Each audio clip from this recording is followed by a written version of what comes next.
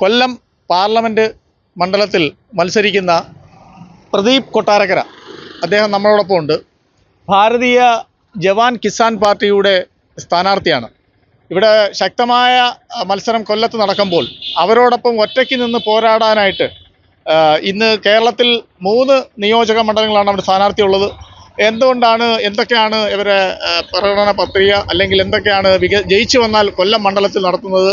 പാർലമെന്റിലെ കൊല്ലം ലോക്സഭാ മണ്ഡലത്തിൽ ജനങ്ങൾ നമ്മളെ തെരഞ്ഞെടുത്ത് വിജയിപ്പിച്ച് വിട്ടാൽ നമ്മൾ ആദ്യം ചെയ്യുന്നത് ജനങ്ങളുടെ ആവശ്യങ്ങൾ എന്താണെന്ന് അറിഞ്ഞുകൊണ്ട് അതിനൊരു പരിഹാരം കാണാനായിട്ട് പാർലമെന്റിൽ അത് അവതരിപ്പിച്ച് അതിൻ്റെ ബില്ല് പാസ്സാക്കി നമ്മളത് നടത്തുക എന്നുള്ളതാണ് നമ്മുടേത്.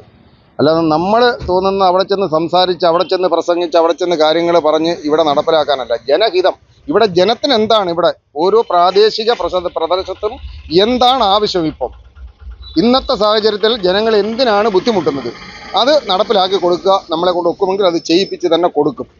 വിദേശിച്ചും നമ്മൾ ജയിച്ചു കഴിഞ്ഞാൽ ഇവിടെ മണ്ഡലത്തിൽ തന്നെ നമ്മൾ 6 മാസത്തിലൊരിക്കൽ നമ്മൾ ജനങ്ങളുമായി സമ്പർക്കം ചെയ്ത് അവരുടെ പരിഹാരങ്ങൾ നമ്മൾ ചോദിക്കും, എന്തൊക്കെയാണ് വേണ്ടുന്ന പ്രശ്നങ്ങൾ. BJPയുടെ ഒരു പ്രകടന പത്രിക ഇറക്കുണ്ടായി. അതിൽ പറഞ്ഞിരിക്കുന്ന പ്രധാനപ്പെട്ട ഒരു കാര്യം, ഒരു വാഗ്ദാനം, 70 വയസ്സ് കഴിഞ്ഞ ജനങ്ങൾക്കെല്ലാം തന്നെ അവർക്ക് ചികിത്സ എല്ലാം ഫ്രീ ആകുമെന്നുള്ള വളരെ പ്രധാനപ്പെട്ട ഒരു വാഗ്ദാനമാണ് ഇന്ന് BJPയുടെ പ്രകടന പത്രികയിൽ പുറത്തിറക്കിയത്. അത്തരം എന്തെങ്കിലും വാഗ്ദാനങ്ങൾ ജനങ്ങൾക്ക് നിങ്ങളുടെ പ്രകടന പത്രികയിൽ, ഇന്ത്യ ഒട്ടുക്കെ മത്സരിക്കുന്ന പാർട്ടി എന്ന നിലയിലും ഈ കൊല്ലം ലോക്സഭാ മണ്ഡലങ്ങളിൽ മത്സരിക്കുന്ന എന്നുള്ള നിലയിൽ എന്താണ് ഒരു പ്രധാനപ്പെട്ട ഒരു വാഗ്ദാനം ജനങ്ങൾക്ക് കൊടുക്കാവുന്നത്? ജനങ്ങൾക്ക് പ്രധാനപ്പെട്ട നമ്മുടെ ഭാരതീയ ജവാൻ കിസാൻ പാർട്ടി ജയിച്ചു വന്നാൽ നമ്മുടെ ഒരു നിർദ്ദേശം എല്ലായിടത്തും നമ്മൾ ചെയ്യുന്നത് 60 വയസ്സ് കഴിഞ്ഞവർക്കെല്ലാം മിനിമം പെൻഷൻ ഒരു 5000 രൂപയെങ്കിലും അവർക്ക് പെൻഷൻ കൊടുക്കുക എന്നുള്ളതാണ്.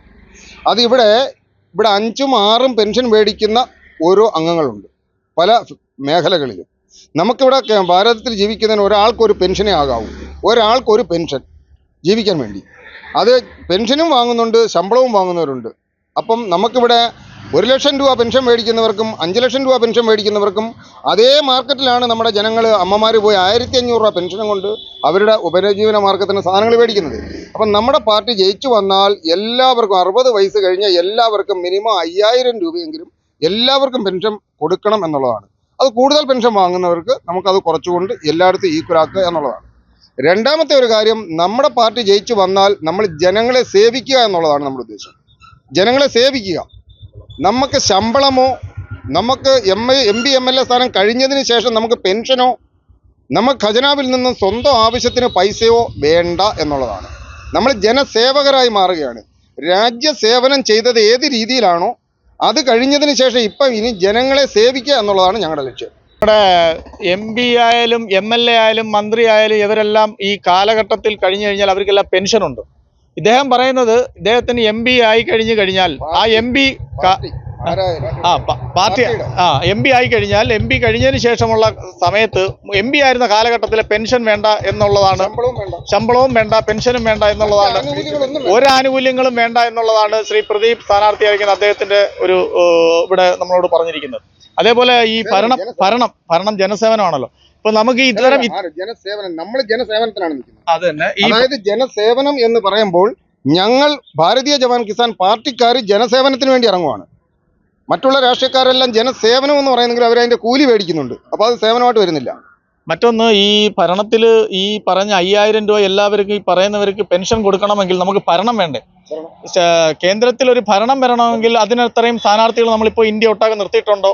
അതോ നമ്മുടെ ഈ സ്ഥാനാർത്ഥിയിൽ ജയിച്ചു വന്നാൽ ഏതെങ്കിലും മുന്നണിയുമായിട്ട് ചേരാൻ ഉള്ളതാണോ? എങ്ങനെ വന്നതിന് ശേഷമായിരിക്കും ഇത്തരം വാഗ്ദാനങ്ങൾ നടപ്പിലാക്കി ജനങ്ങൾക്ക് ഉപകാരപ്രദമാകുന്നത് ചെയ്യാൻ പറ്റുന്നത്? നമ്മൾ ഇപ്പോഴത്തെ സാഹചര്യത്തിൽ നമ്മൾ 120 സ്ഥാനാർത്ഥികൾ മത്സരിക്കുന്നുണ്ട്.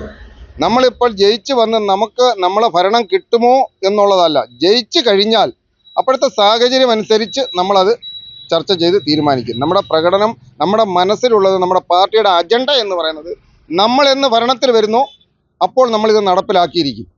എല്ലാവർക്കും പെൻഷൻ. അപ്പോൾ നിങ്ങളുടെ ആശയവും നിങ്ങളുടെ വാഗ്ദാനങ്ങൾ നടപ്പിലാക്കാൻ വന്ന ഏതൊരു സർക്കാരാണോ, അപ്പോൾ ആ സർക്കാരുമായിട്ട് നിങ്ങൾ യോജിച്ച് കേന്ദ്ര സർക്കാരിൽ ഒരു ഭരണം കൊണ്ടുവരുമോ എന്നുള്ളതാണ് ഇപ്പോഴത്തെ പ്രധാന ലക്ഷ്യം. പക്ഷെ എന്തുകൊണ്ട് നമ്മൾ ഈ BJP എന്നുള്ള പാർട്ടി കേരളത്തിൽ 3 സ്ഥലത്തായിട്ട് മത്സരിക്കും? എന്തുകൊണ്ട് 20 മണ്ഡലങ്ങളിൽ നിർത്തിയില്ല? നമ്മുടെ സാമ്പത്തികമായിട്ട് ഞങ്ങൾ വളരെ വളരെ ഇതല്ല, നമുക്ക് ഫണ്ടുകളൊന്നുമില്ല. നമ്മൾ മുതലാളിമാരുടെ കയ്യിൽ നിന്നോ പൊതുജനങ്ങളുടെ കയ്യിൽ നിന്നോ നമ്മൾ ഫണ്ടുകൾ സ്വീകരിക്കുകയോ നമ്മൾ സന്മനസ്സോടെ ആരെങ്കിലും ഇങ്ങോട്ട് വന്ന് 500 1000 തരുന്നവരുടെ നിന്ന് വാങ്ങുക എന്നുള്ളത് അല്ലാതെ നമ്മളൊരു ദക്ഷിണ എന്നുള്ള രീതി വാങ്ങാതെ ഞങ്ങളിപ്പം പട്ടാളക്കാർ മാത്രം അവരുടെ വിയർപ്പിൻ്റെ അംശം എടുത്താണ് നമ്മളിപ്പം ഈ പ്രസ്ഥാനം മുന്നോട്ട് കൊണ്ടുപോകുന്നത്. ഇതുവരെ നമ്മൾ വെളിയിൽ നിന്നും ആരുടെയും കയ്യിൽ നിന്ന് ഇതിനു വേണ്ടി ഒരു പാർട്ടിയുടെ പ്രവർത്തന ഫണ്ടിലേക്ക് ഒരു പൈസ പിരിച്ചിട്ടില്ല. അപ്പം നമുക്ക് പൈസയുടെ ഷോർട്ടേജ് കൊണ്ട് നമുക്ക് നമ്മളെ കൊടിതോരണങ്ങളില്ല, എങ്ങും കൊടിതോരണങ്ങളില്ല. നമ്മൾ ബാനറുകൾ നമ്മളെങ്ങും ഇല്ല, ഫ്ലെക്സുകൾ ഉപയോഗിച്ചിട്ടില്ല, നമ്മൾ പോസ്റ്ററുകൾ ദീപാവലിലെങ്ങും ഉപയോഗിച്ചിട്ടില്ല. അപ്പോൾ ഇതെല്ലാം നമ്മുടെ പൈസയുടെ പരിമിതി കൊണ്ട് ജനങ്ങൾക്ക് ബുദ്ധിമുട്ടുള്ള ഒരു കാര്യം ഉണ്ടാക്കാതെ നമ്മൾ ചെയ്യുന്നത് നമ്മൾ സത്യസന്ധമായി ജനങ്ങൾക്ക് ആവശ്യമുള്ള രീതിയിലാണ് ചെയ്യുന്നത്. മറ്റുള്ള ആരെയും ബുദ്ധിമുട്ടിക്കാതെയാണ് ഈ പാർട്ടി മുമ്പോട്ട് പോകാൻ ആഗ്രഹിക്കുന്നത്.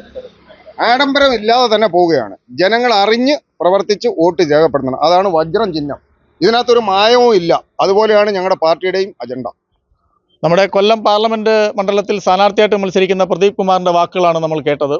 അദ്ദേഹം വജ്രം ആണ് അദ്ദേഹത്തിന്റെ ചിഹ്നം. വജ്രം പോലെ തിളങ്ങുന്ന, വജ്രം പോലെ അതിന്റെ ഉന്മാദം അടങ്ങുന്ന അനുസരിച്ചുള്ള വാഗ്ദാനങ്ങളും വജ്രത്തെ പോലെ തന്നെ ആയിരിക്കും പ്രവൃത്തിയും. അദ്ദേഹം വജ്രത്തെ പോലെ തന്നെ വാഗ്ദാനങ്ങൾ നിറവേറ്റും എന്നാണ് പറയുന്നത്. അദ്ദേഹം കൊല്ലത്തെ പ്രമുഖ എല്ലാ പാർട്ടികളോടൊപ്പം തന്നെ ഒരു മുൻ സൈനികൻ കൂടിയാണ്. ഈ സൈനിക വിഭാഗത്തിലുള്ള എല്ലാവരുടെയും പിന്തുണ അദ്ദേഹം വാഗ്ദാനങ്ങളായിട്ട് ചോദിക്കുന്നുണ്ട്. അതിന്റെ സംസ്ഥാന തിരുവനന്തപുരം ജില്ലാ പ്രസിഡന്റ്. തിരുവനന്തപുരം ജില്ലാ പ്രസിഡന്റാണ്.